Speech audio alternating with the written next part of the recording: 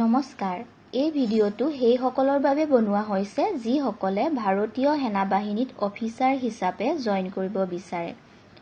এইখিনিতে মই ক'ব বিচাৰিম সৈনিক স্কুলৰ বিষয়ে। সৈনিক স্কুলসমূহ স্থাপন কৰা হৈছিল 1961 চনত সেই সময়ৰ ভাৰতীয় প্ৰতিৰক্ষা মন্ত্ৰী VK কৃষ্ণ মেননৰ পৃষ্ঠপোষকতাত। দেশৰ চুকে কোণে থকা মেধাৱী ছাত্ৰসকলক শাৰীৰিক মানসিকভাৱে এজন উপযুক্ত আৰ্মি অফিচাৰ হিচাপে গঢ়িবলৈ এই স্কুলসমূহ স্থাপন কৰা হৈছিল। ইয়াত ক্লাছ 6ৰ পৰা হায়াৰ ছেকেণ্ডেৰী অৰ্থাৎ উচ্চতৰ মাধ্যমিকলৈকে পাঠদান কৰা হয়। এই স্কুলসমূহত নামভৰ্তিৰ বাবে AISSE অল ইণ্ডিয়া সৈনিক স্কুল এণ্ট্ৰেন্স এক্সামিনেশ্যনত উত্তীৰ্ণ হ'ব লাগিব। ইয়াত এটা ৰিটেন টেষ্ট পতা হয় আৰু ভাইভা হয় আৰু মেডিকেল টেষ্ট হয়। ক্লাছ 6ত নামভৰ্তিৰ বাছনি পৰীক্ষাত বহিবৰ বাবে ছাত্ৰজনৰ বয়স 10ৰ পৰা 12 বছৰৰ ভিতৰত হ'ব লাগিব আৰু ক্লাছ 5 উত্তীৰ্ণ হ'ব লাগিব। ক্লাছ 9ত নামভৰ্তিৰ বাবে বাছনি পৰীক্ষাত আবেদন কৰিবলৈ ছাত্ৰজনৰ বয়স 13ৰ পৰা 15 বছৰৰ ভিতৰত হ'ব লাগিব আৰু লগতে ক্লাছ 8 উত্তীৰ্ণ হ'ব লাগিব। নেশ্যনেল ডিফেন্স একাডেমী আৰু ইণ্ডিয়ান নেভেল একাডেমীত ভৰ্তি হোৱাৰ বাবে ছাত্ৰসকলক ইয়াত প্ৰস্তুত কৰি তোলা হয়। উচ্চ মানৰ শিক্ষাৰ লগতে ইয়াত ছাত্ৰসকলৰ খেলা-ধূলা কৰাৰো সুবিধা আছে, যেনে running tracks, indoor games, parade grounds, boxing, firing ranges, horse riding, mountaineering, trekking, hiking, football, hockey, cricket, volleyball and basketball. ইমান সুবিধা হয়তো এজন ৰাজকুমাৰকহে দিয়া হয়, কিন্তু আমাৰ ছাত্ৰসকলেও অলপ কষ্ট কৰি AISSE উত্তীৰ্ণ হৈ এটা সপোন যেন লগা জীৱন যাপন কৰিব পাৰে। আমাৰ অসমৰ গোৱালপাৰাতো এনে এখন স্কুল আছে।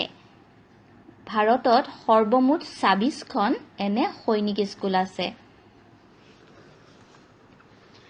হায়াৰ ছেকেণ্ডেৰীত উত্তীৰ্ণ হোৱাসকলৰ বাবে NDA আৰু INA ইণ্ডিয়ান নেভেল একাডেমীৰ ডিগ্ৰীৰ পৰ্যায়ৰ শিক্ষাৰ বাবে UPSC ইউনিয়ন পাব্লিক ছাৰ্ভিচ কমিছনে ৰিটেন এক্সাম পাতে। এই ৰিটেন এক্সাম উত্তীৰ্ণ হোৱাৰ পাছত SSBয়ে কণ্ডাক্ট কৰা interview, medical test, general aptitude test, team skills, physical and social skill আদি পৰীক্ষাসমূহ পাছ কৰাৰ পিছত ইয়াত এডমিশ্যন দিয়া হয়। এই বাছনি পৰীক্ষাত বহিবলৈ বয়সসীমা 16ৰ পৰা 19 বছৰৰ ভিতৰত হ'ব লাগিব আৰু অবিবাহিত পুৰুষ হ'ব লাগিব।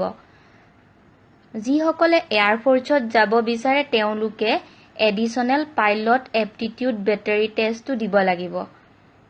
এটা বেষ্টত টোটেল ছিট কেপাচিটি 320টা, তাৰে 70 নাম্বাৰছ বায়ুসেনা, 42 নাম্বাৰছ নেভি আৰু 208 জন সৈনিক বিষয়া।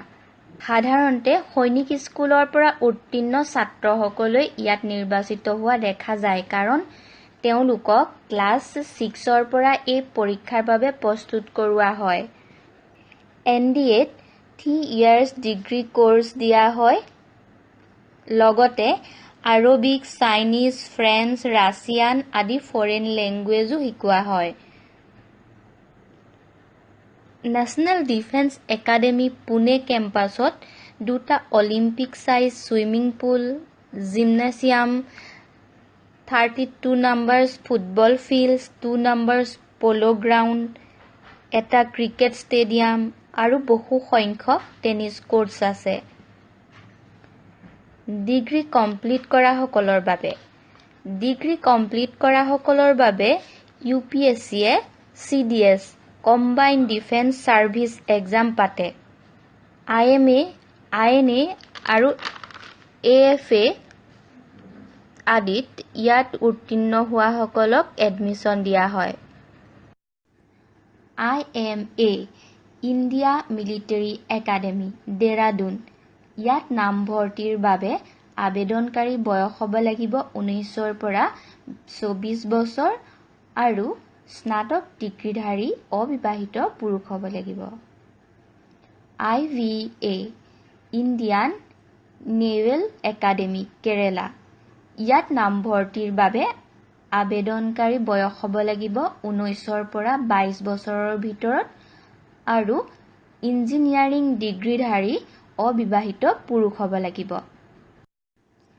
AFA air force academy Hyderabad ইয়াত নামভৰ্তিৰ বাবে আবেদনকাৰীৰ বয়স হ'ব লাগিব 19ৰ পৰা 23 বছৰ আৰু স্নাতক ডিগ্ৰীধাৰী অবিবাহিত পুৰুষ হ'ব লাগিব।